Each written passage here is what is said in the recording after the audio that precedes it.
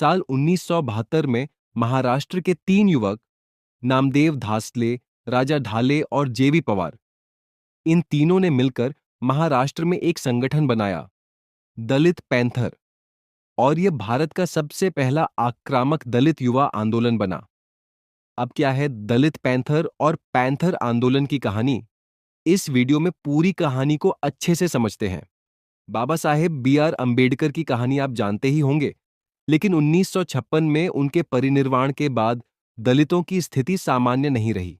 देश में सरकार बना चुकी इंडियन नेशनल कांग्रेस ने अंबेडकर की विचारधारा को त्याग कर गांधी की विचारधारा अपना ली थी।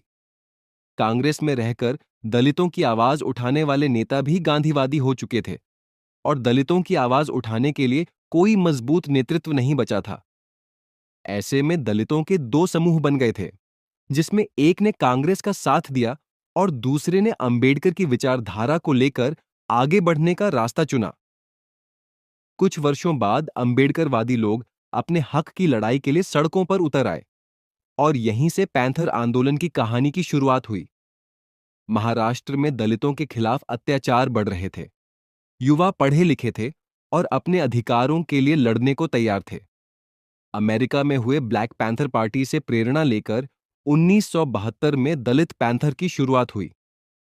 अंबेडकरवाद और मार्क्सवाद से प्रभावित होकर इस आंदोलन ने जाति व्यवस्था के बहिष्कार को अपना लक्ष्य बनाया, जो ब्राह्मणवादी हिंदू समाज व्यवस्था पर आधारित थी। सार्वजनिक स्थलों जैसे कार्यालयों, घरों, चाय की दुकानों और सार्वजनिक पुस्तकालयों में चर्चाओं और जनसंपर्क के माध्यम से दलित लेखकों और कवियों ने हिंदू जाति व्यवस्था और आर्थिक शोषण की तीखी आलोचना प्रस्तुत की। साल था 1972। भारत को स्वतंत्रता मिले लगभग 25 साल बीत चुके थे। भारत अंग्रेजों की गुलामी से तो मुक्त हो गया था, लेकिन अत्याचारों से पूरी तरह मुक्त नहीं हुआ था।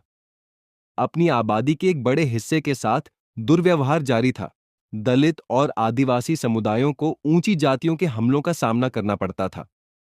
कविताओं, उपन्यासों, नुक्कड़ नाटकों और अन्य कला माध्यमों के जरिए दलित पैंथर ने मुख्यधारा की संस्कृति और राजनीति को चुनौती दी और एक मजबूत समानांतर आंदोलन खड़ा किया।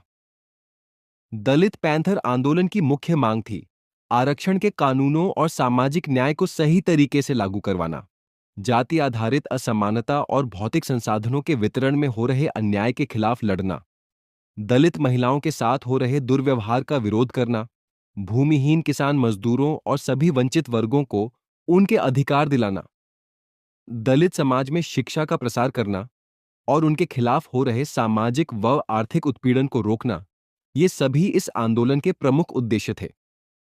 पैंथर आंदोलन के परिणाम स्वरूप सरकार ने 1989 में एक महत्वपूर्ण कानून बनाया, schedule castes and scheduled tribes act 1989, जिसके तहत दलितों पर अत्याचार करने वालों के लिए कठोर दंड का प्रावधान किया गया।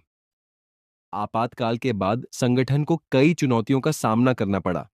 इसमें कई विभाजन भी हुए और ये राजनीतिक गुटबाजी का शिकार हो गया। संगठन के विभाजन के बाद इसकी जगह बामसेफ जैसे संगठनों ने अपनी भूमिका निभानी शुरू की। पैंथर आंदोलन से जुड़ी हमारी यह वीडियो आपको कैसी लगी, हमें कमेंट करके जरूर बताएं और यह भी बताएं कि क्या आप पहले पैंथर आंदोलन के बारे में जानते थे। बने रहिए हमारे साथ और चैनल को सब्सक्राइब जरूर करें।